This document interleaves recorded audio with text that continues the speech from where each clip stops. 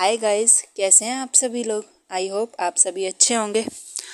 आज हम एक नए टॉपिक के बारे में जानेंगे जो कि हमारा हिंदी व्याकरण का एक टॉपिक है, सर्वनाम।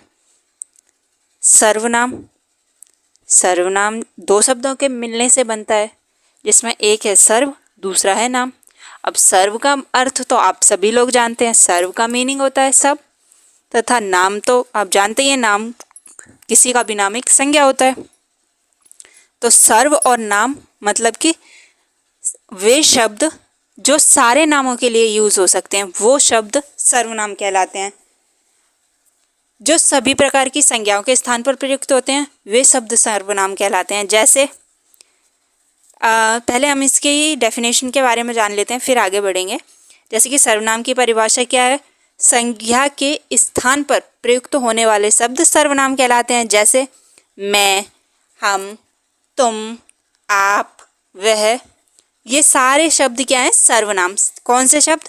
जो संज्ञा के स्थान पर प्रयुक्त होते हैं।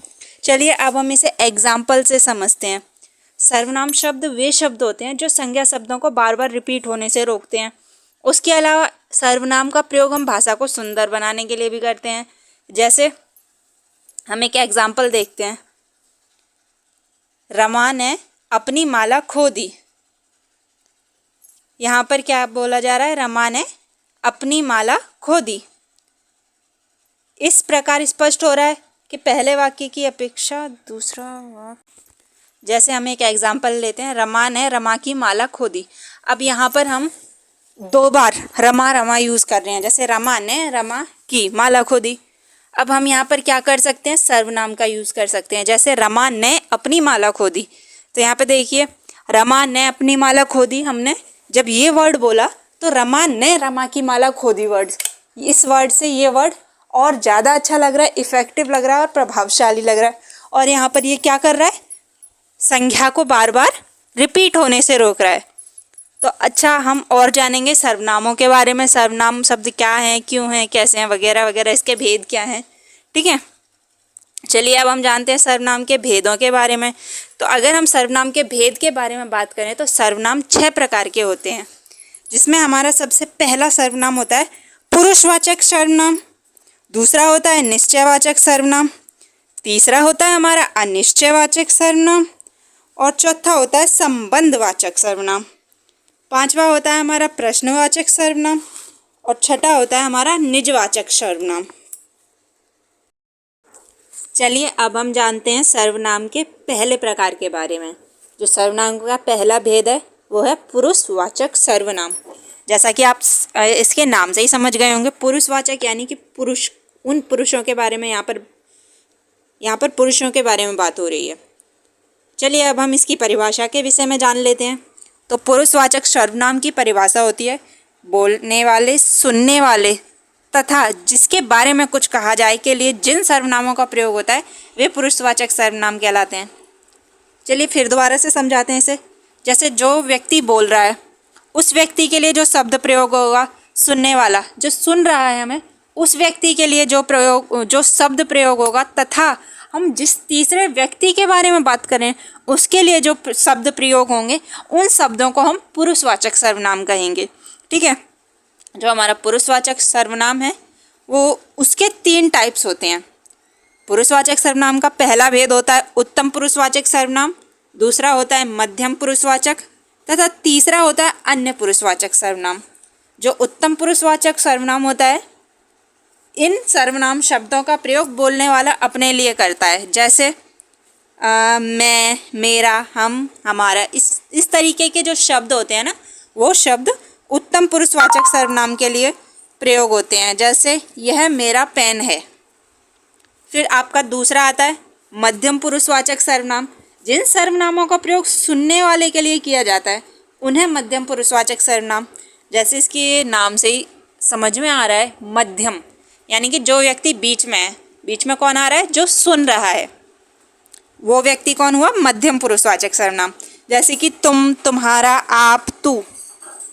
जैसे हम एग्जाम्पल लेते हैं, यह तुम्हारा पेन है, तो हम ये किसी से बोल रहे हैं ना, दूसरे व्यक्ति से, वो व्यक्ति हमें सुन रहा है, तो वो हो गया मध्यम पुरुषवाचक सर्वनाम।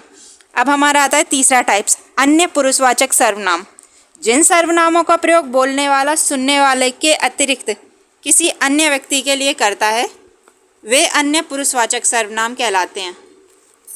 जैसे कि वह, वे, उसे, उनका आदि। जैसे वो आ रहा होगा या वह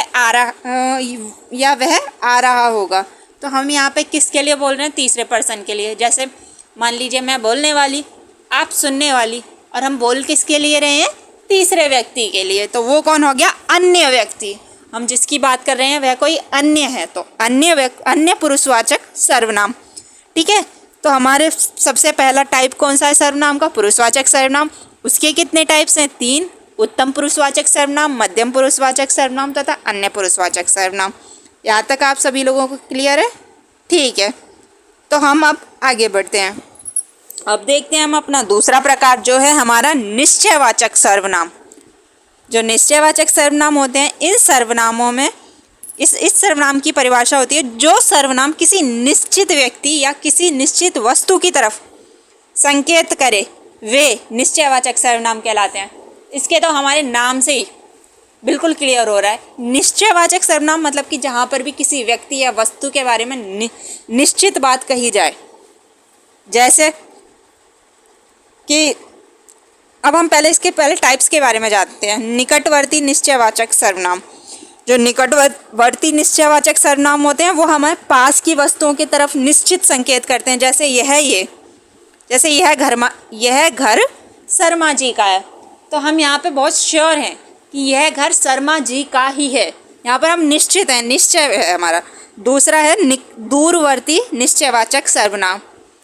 तो दूरवर्ती इसके भी नाम से समझ में ही आ रहा है, जो दूर की वस्तुओं के लिए, दूर के व्यक्ति के लिए निश्चित हो,